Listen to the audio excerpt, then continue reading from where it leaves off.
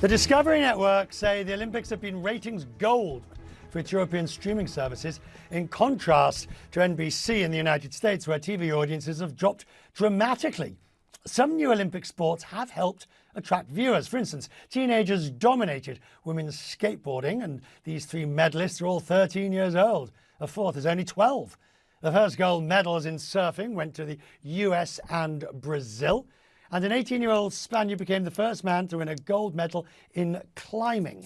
JB Perrette is the CEO of Discovery International, joins me now. And of course, you'll be aware that Warner Media, parent company of CNN, is currently being merged with Discovery Networks. So for regulatory reasons, we're not talking about the merger. We are talking about the Olympics. JB, you paid a lot of money for them. How will you quantify whether it was worth it? I look at the press release and I see, gold in all the numbers, but does it make financial sense to have done what you did? Yeah, it's great to be with you again, Richard. Look, the Olympics are the greatest event in the world. There's nothing that brings together as many athletes, audiences, countries as this one big global event. And so we look at it as measuring its success in multiple different ways. Clearly, there's a financial element to it, which over the course of the 4 games that we'll be broadcasting, we started in Pyeongchang in 2018, and we go all the way through to Paris in 2024. We've said the games will be profitable. So that's one key element to it. The second is obviously what it does to the brand. We've now elevated this event, and the popularity of it and the visibility of it is probably unlike any other in terms of elevating our both Discovery and Discovery Plus, which is our streaming service, as well as our Eurosport brand, our core sports brand.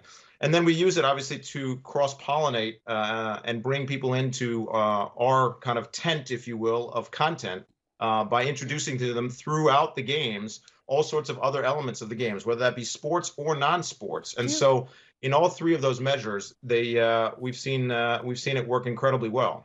Do you think the new sports added a younger element? There's always been the gymnastics, which was very popular, the track and field, and then you had perhaps some of the more esoteric sports. But these new ones go right to the heart, if you like, of a younger millennial generation.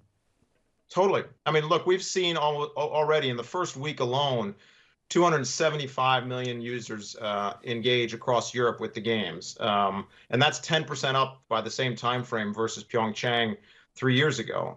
And so it engages an enormous amount of people. And the numbers have been staggering because you're right, the climbing, the skateboarding, the surfing, these sports some had questions about how big of an audience that might pull, have been actually quite successful in finding audiences. And in digital in particular, which has obviously been a big focus for us, those audiences who more natively sit in the digital ecosystem have definitely loved finding all their different favorite sports through Discovery Plus and through our Eurosport Player digital applications. Can I turn to the serious matter of censorship, or at least the difficulties you're having in Poland, as you are going to renew the license for your news channel there. Now, the Polish government, which of course, as you're well aware, is in deep trouble with the European Commission and likely to get worse. But how do you see this restriction, which on, if you like, the provision of news services in Poland? Look, we're celebrating TVN24, which is our 24-hour news channel, the leading broadcaster of news in the Polish market. We're celebrating our 20th anniversary literally this month. We are relatively new to the news game, but we have always tried to stand up for independent, non-polarized, kind of straight reporting the facts and telling the stories that are important to the Polish people, and we will continue to do that. Our concern is obviously the politicization of the news, and this license is a real concern, not just to us as a company, but to the Polish people, to the Polish economy, and to the investment that comes in from outside, whether that be from the EU, the US, or abroad.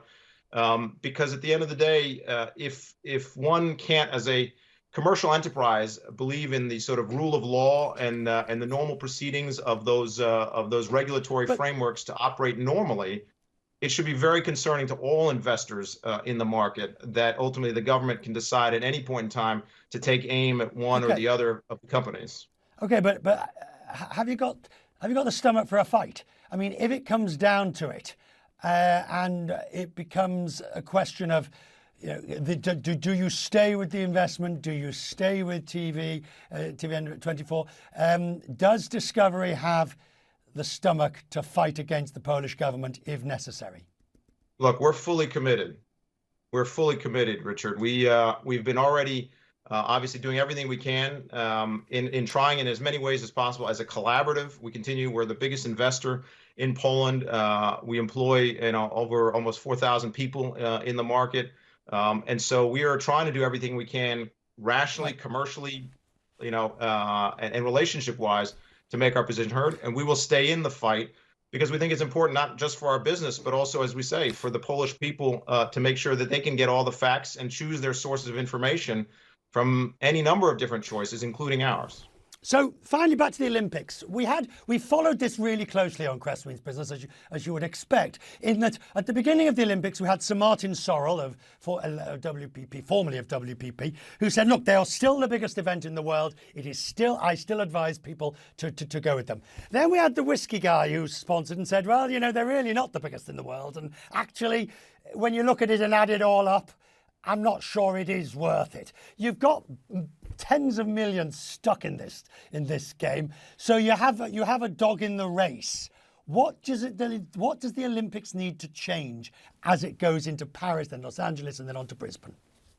Well, I think the point you made earlier is part of the change they're making, which is obviously the content needs to stay relevant to the people. So you have all the traditional sports, which continue to be very important, and they're trying to introduce new, younger sports to bring in new audiences. That's one. Number two is ultimately the platforms that people are digesting and in consuming the content on are changing. And so that's our job as media providers, which is what we're doing, which is it's no longer just in free to air on traditional live linear television, but we put it for the first time ever across Europe in linear, what they call free to air broadcast, in pay television on Eurosport, on digital on Eurosport.com, which hit almost 60 million uniques in 1 month, which are a record of all time, as well as on our streaming products, where was the only place you could get every minute live of the events. And this is unprecedented. And so providing access to people and to new viewers on every platform is part of that recipe that we think is key. And so I think the challenge is the geography of the traditional viewership. When everyone measures the success of the Olympics versus what happened in linear television 2 games ago, 3 games ago, 4 games ago, naturally, because television viewership is declining, live television viewership is declining, those numbers will continue to taper, but they're still huge. And where the numbers are growing rapidly, where we've seen, almost over 1 billion streams, minutes of streamed content in the Olympics so far, that's 20 times so far what we saw just 3 years ago in Pyeongchang. Right. And so digital is accelerating rapidly. The linear is gradually, yes, under pressure, but when you cum all that together, it's still unlike any other event. JB Perrette of Discovery International. Thank you, sir.